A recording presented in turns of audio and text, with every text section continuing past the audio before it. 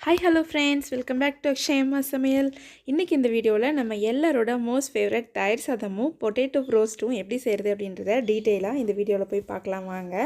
First தயிர் சாதம் செய்கிறதுக்கு நல்லா குழைவாக ஒரு கப் சாதத்தை வேக வச்சு எடுத்து வச்சுருக்கேன். நீங்கள் குக்கரில் சமைக்கிறதா இருந்தால் குக்கரில் இருக்க அடி சாப்பாடை எடுத்துக்கோங்க. அப்போ தான் இந்த மாதிரி குழைவாக நல்லாயிருக்கும். இப்போ ஒரு பேன் வச்சுக்கலாம். இதில் வந்து ஒரு 2 டேபிள் ஸ்பூன் அளவு ஆயில் ஆட் பண்ணிக்கலாம். எண்ணெய் சூடானதும் 1/4 ஸ்பூன் அளவு கடுகு சேர்த்துக்கோங்க. கடுகு நல்லா வெடித்து வந்ததுக்கப்புறமா 1 ஸ்பூன் அளவு உளுத்தம்பருப்பு ஆட் பண்ணிக்கலாம். இந்த உளுத்தம்பருப்பு நல்லா எண்ணெயில் பொரியட்டும்.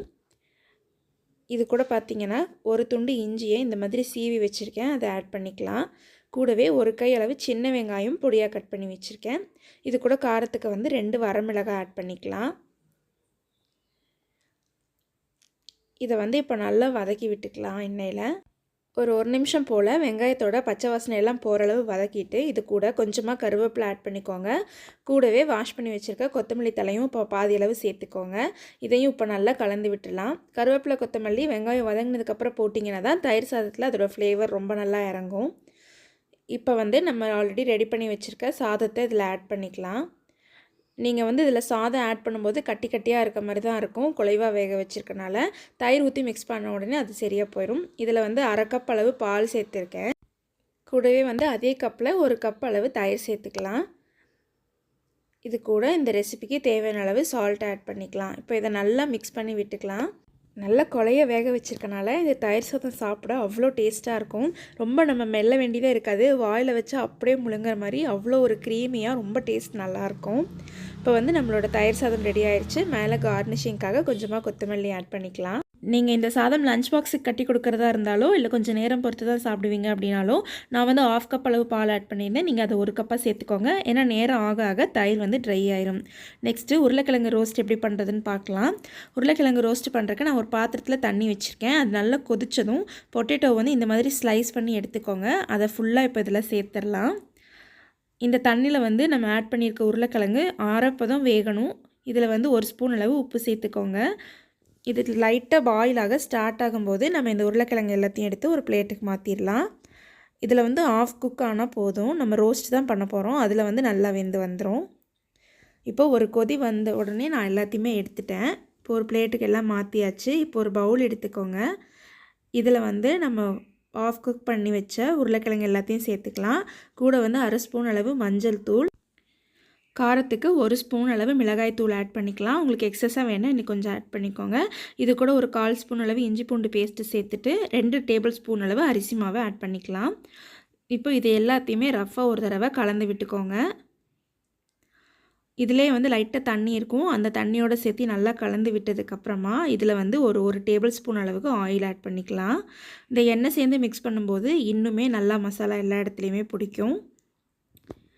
இப்போ எண்ணெயும் சேர்த்து இது நல்லா கலந்து விட்டுருங்க. ஒரு 30 நிமிஷம் போல் இந்த மாதிரி நல்லா கலந்து விட்டிங்க அப்படின்னா மசாலா வந்து எல்லா பொட்டேட்டோலையும் ஈவனாக ஸ்ப்ரெட் ஆயிரும். அப்போ தான் நம்ம ரோஸ்ட் பண்ணி எடுத்து சாப்பிடும்போது டேஸ்ட் ரொம்ப நல்லாயிருக்கும். இப்போ ரோஸ்ட் பண்ணுறதுக்கு ஒரு பேன் வச்சுருக்கேன். இதில் வந்து 2 டேபிள் ஸ்பூன் அளவு ஆயில் ஆட் பண்ணிக்கலாம். நீங்கள் வந்து தோசை தவாலையே ஃப்ரை பண்ணுறதுனாலும் பண்ணலாம். ஆயில் வந்து இன்னைக்கு கொஞ்சம் கம்மியாக பிடிக்கும் தோசை தவாலை பண்ணிங்கன்னா. இப்போ நம்ம மசாலா தடவி வச்சுருக்க எல்லா பொட்டேட்டோவையும் இந்த பேனில் ஆட் பண்ணிக்கலாம். இது கூட ஃப்ளேவருக்காக கொஞ்சமாக கறி லீவ்ஸ் நான் சேர்த்துருக்கேன். இதை வந்து திருப்பி திருப்பி விடுங்க.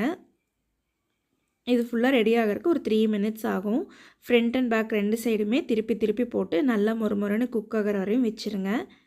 நம்ம அரிசி மாவு போட்டிருக்கனால எக்ஸ்ட்ரா கிறிஸ்பினஸ் நம்மளுக்கு கிடைக்கும். சாப்பிடும்போது வந்து இந்த பொட்டேட்டோ சிப்ஸ் எல்லாம் நம்ம பேக்கரியில் வாங்கி சாப்பிடுவோம்ல, அந்த மாதிரி டேஸ்ட் கூட வரும். பார்த்திங்கன்னா நான் ஆட் பண்ண எல்லா பொட்டேட்டோவையும் திருப்பி விட்டுட்டேன். ஃப்ரண்ட் அண்ட் பேக் சைடு ஒரு 1.5 நிமிஷம் விட்டு எடுத்தீங்க அப்படின்னா நல்ல மொறுமொறுன்னு கிறிஸ்பியான பொட்டேட்டோ ரோஸ்ட் நம்மளுக்கு ரெடி ஆயிரும்.